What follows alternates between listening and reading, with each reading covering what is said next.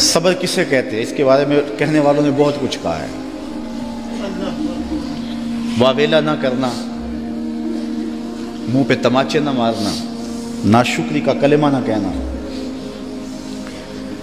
اعضاء کا ایسا اضطراب کہ جو شریعت میں نامحمود ہو اس کا سرزد نہ ہونا، صبر کے بڑے مفاہیم ہیں۔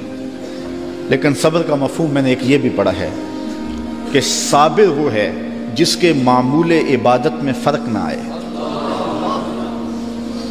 پہلی صف میں کھڑا ہونے کی عادت تھی، نماز پڑھتا تھا، جوان بیٹا فوت ہو گیا، اذان پکاری گئی تو پہلی صف میں کھڑا پایا گیا، نماز قضا نہیں ہوئی، آپ کہیں کہ بندہ صابر ہے۔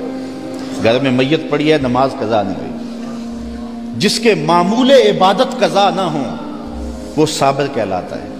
صبح اٹھ کے قرآن پڑھنے کی عادت تھی، گھر میں میت پڑی ہے، چلو دوپہر کو تدفین ہونی ہے، نماز پڑھی تو تلاوت آج بھی چھوڑی نہیں ہے، ہم کہیں کہ بندہ صابر ہے۔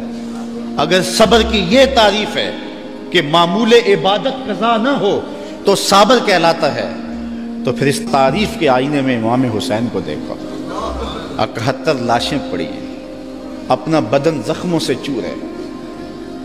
محتاط روایت یہ ہے کہ آپ کا جب پیراہن اتارا گیا تو 113 تیر، 33 زخم تلواروں کے تھے اور 34 گھاؤ نیزوں کے تھے، کچھ نیزے بدن میں ٹوٹ گئے تھے، اور گھوڑے کی زین سے فرش زمین پہ آئے۔ صابر ایسا ہے کہ عبادت کا وقت آ گیا، سجدہ قضا نہیں ہونے دیا۔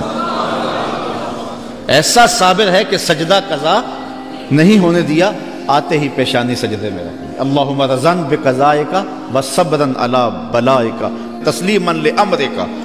اے اللہ، سب کچھ کٹا کے، اور بچوں کی لاشیں پڑی ہیں، حسین کے لخت لخت سے خون بہ رہا ہے، لیکن حسین پھر بھی حاضر ہو گیا تیرے امر کو تسلیم کرتے ہوئے اور آنے والی مشکلوں پر صبر کرتے ہوئے، اور حسین تیرے حکم پہ راضی ہے، تو بھی بتا، تو بھی حسین پہ راضی ہوا ہے یا کہ نہیں ہوا؟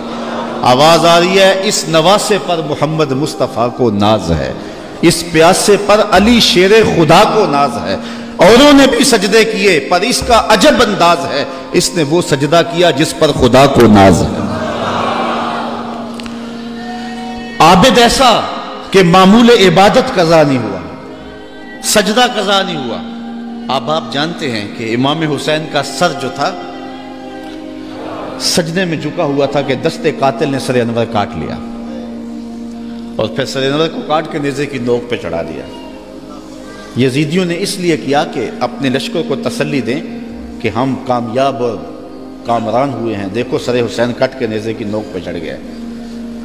تو جب انہوں نے نیزے کی نوک پہ سر حسین چڑھایا تو لشکر یزید سے آواز آئی، یہ کیسا سر ہے جو کٹ کے بھی سر بلند ہے؟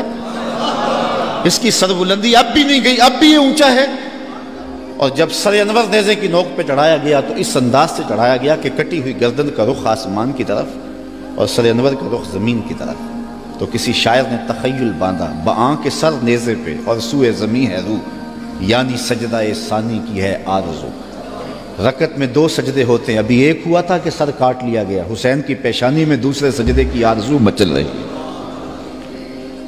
صابر ایسا کہ معمول عبادت قضا نہیں ہوا، اور پھر تلاوت بھی قضا نہیں ہونے دی۔ حسین کا سر نیزے کی نوک پہ ہے، لبوں پہ قرآن جاری، چونکہ حسین کو لوریا ہی قرآن کی ملی تھی۔